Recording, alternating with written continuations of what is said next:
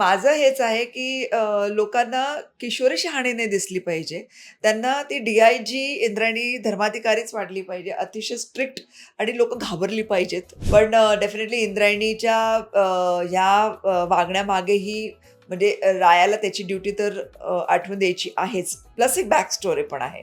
त्यामुळे आता एक्झॅक्टली सगळे सेपरेट होतायत का सगळे एक होतायत, हे एक नवीन सस्पेन्स असेल लोकांसाठी. विशाल भोसले राया बनून पंढरपुरात राहिला.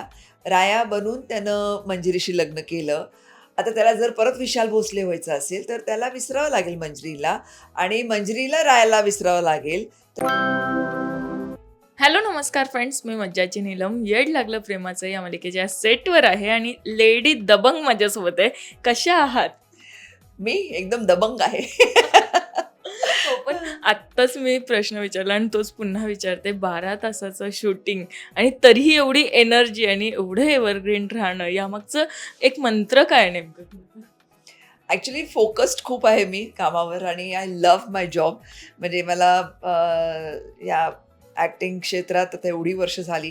पण असं वाटतं की रोज एक नवीन दिवस आहे आणि रोज कधी पण नवीन कॅरेक्टर आलं तर तितकंच चॅलेंज वाटतं मला. आणि त्यातून हे जे कॅरेक्टर माझ्याकडे आलं आहे, डी-आय-जी इंद्रायणी धर्माधिकारी, तर हे खूपच चॅलेंजिंग कॅरेक्टर आहे माझ्यासाठी. खूप मजा येते मला करायला. हीच मज्जा ॲक्च्युली हे कॅरेक्टर करायला. कारण अलीकडे तर खूप सासू, आई वगैरे, बहीण, वहिनी अशा कॅरेक्टर्समध्ये जास्त लोकांनी पाहिलं मला. पण एक कॉप किंवा crime branch, special unit, investigation officer वगैरे जे पण आहे ही कॅटेगरी, तर त्याचं एक वेगळा ऑरा असतो. रिस्पॉन्सिबिलिटी पण वाटते, की काही पण चुकीचं नाही घडलं पाहिजे आपल्याकडून. आणि मग थोडंसं रिसर्च करायला एक चान्स मिळतो, काहीतरी वेगळं करायला एक चान्स मिळतो. म्हणजे एरवीचे परफॉर्मन्स आणि ह्याच्यातला एक जो फरक आहे, की यात थोडंसं स्ट्रिक्टनेस असतो, एक थोडं मर्दानी स्टाईल असतं थोडं. कारण तुम्ही तुमच्या त्या काय म्हणतात, तुमचा पोर्टफोलिओच तसा असतो किंवा तुमचं प्रोटोकॉल तसा असतो, की you have to be strict आणि नो नॉनसेन्स टाईप. तर तसं हे कॅरेक्टर आहे. त्याचा अभ्यास कशा पद्धतीने करताय? म्हणजे आत्तापर्यंत जसं आता तुम्ही म्हणाला, की सासू झाली, सून झाली, हो. मुलगी झाली, सगळ्या पद्धतीच्या वेगवेगळ्या पद्धतीच्या कॅरेक्टर करून झाल्यावर आत्ता या कॉपसाठी कशा पद्धतीने अभ्यास केला? कशा पद्धतीने म्हणजे बेसिकली वॉक आणि जो ॲटिट्यूड आहे, तो कसा असतो, की ते स्ट्रेट फॉरवर्ड असतात. त्यांना नो नॉनसेन्स पाहिजे आणि फॅक्ट्स पाहिजे असतात. त्यांना हँकी-पँकी असं टॉक्स नको आहेत वगैरे. तर ह्या सगळ्या गोष्टी आपण ओव्हर द इयर्स तर ऑब्झर्वेशनने कळतंच. शिवाय आता लेटेस्ट बरेचसे कॉप बेस्ड मूव्हीज पण आल्या होत्या. ओघाओघाने ते बघितल्या होत्या. त्यामुळे थोडंसं कशातनं काही असं विचार करत आणि प्लस एक ओरिजिनल आपली स्वतःची एक स्टाईल असते ती एक करत, अशा हिशोबाने हे कॅरेक्टर तयार केलंय मी. अगदीच म्हणजे मला असं वाटतं लूकवर पण खूप मेहनत घेतली गेली आहे. कारण की आम्ही जे सीन बघतो त्यात असं बघताना वाटतंच आहे की ती पोलीस अधिकारीच आहे. हो. आणि त्यासाठी तुम्ही काही विचार म्हणजे असं असतं ना की तुमचा एक असा एलिमेंट टच काय होता असं जर विचारलं तर तो कोणता होता? माझं हेच आहे, की लोकांना किशोरी शहाणीने दिसली पाहिजे. त्यांना ती डी-आय-जी इंद्रायणी धर्माधिकारीच वाटली पाहिजे. अतिशय स्ट्रिक्ट आणि लोकं घाबरली पाहिजेत माझ्याकडे बघायला आणि माझ्याशी बोलायला पण घाबरली पाहिजेत. असं त्याचं एक ऑरा क्रिएट झाला पाहिजे. आणि त्यासाठी लूक म्हटलं तर लूककडे लक्षच नाही गेलं पाहिजे. असं माझं एक ॲटिट्यूड म्हणजे असा अँगल होता, की लिपस्टिक, न्यूड, मेकअप नॉर्मल एकदम डल आणि अंडरटोन आहे इनफॅक्ट. म्हणजे जसं व्हॉटएव्हर माय कलर इज त्याच्यापेक्षाही डाऊन टोन करून मी मेकअप करायला सांगते.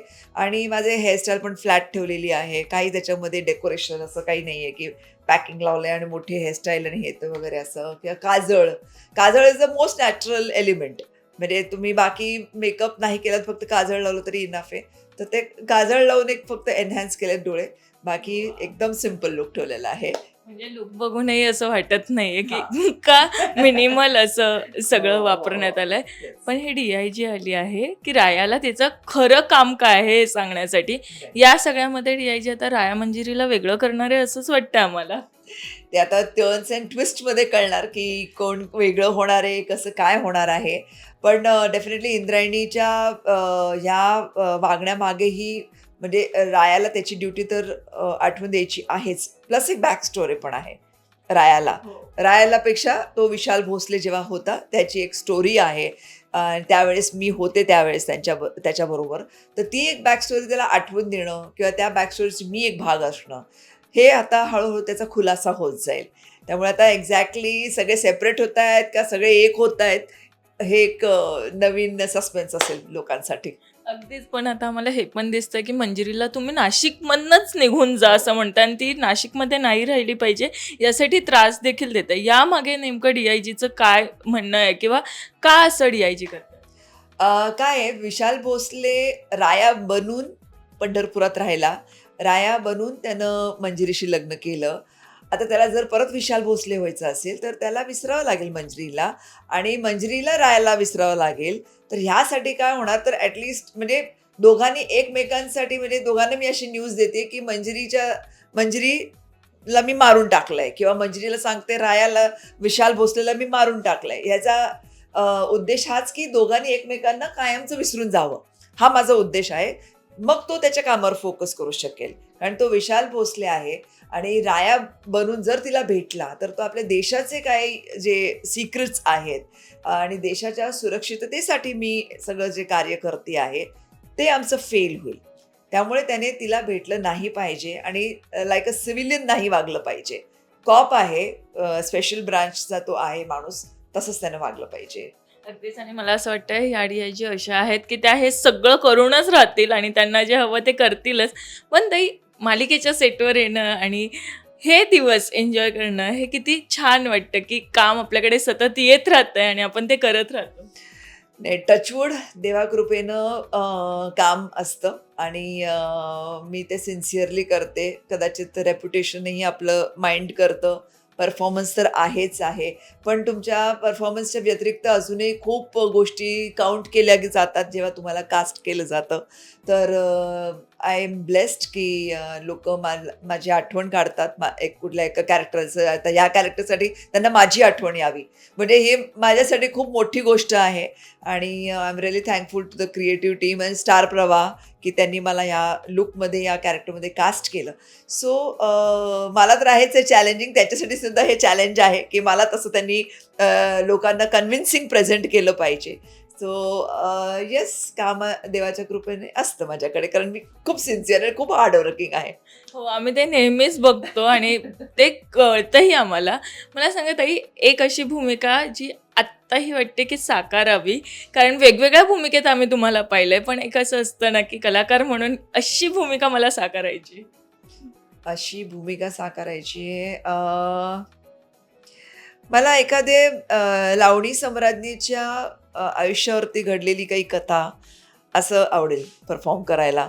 म्हणजे माझं जे डान्सचं टॅलेंट आहे तेही युटिलाइज होईल आणि एक जी जर्नी आहे यूथपासून ओल्डपर्यंत, जे मी कदाचित म्हणजे प्रयत्न करेन तेही कॅरी करायचा.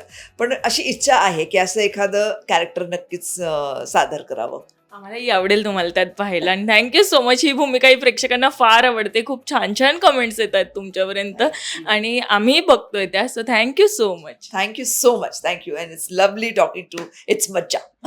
थँक्यू. मराठी मनोरंजन सृष्टीमधील मालिका, चित्रपट, नाटक तसेच कलाकारांबद्दलच्या नवीन अपडेट्स जाणून घेण्यासाठी नक्की सबस्क्राईब करा इट्स मज्जा मराठी या आपल्या नवीन यूट्यूब चॅनलला.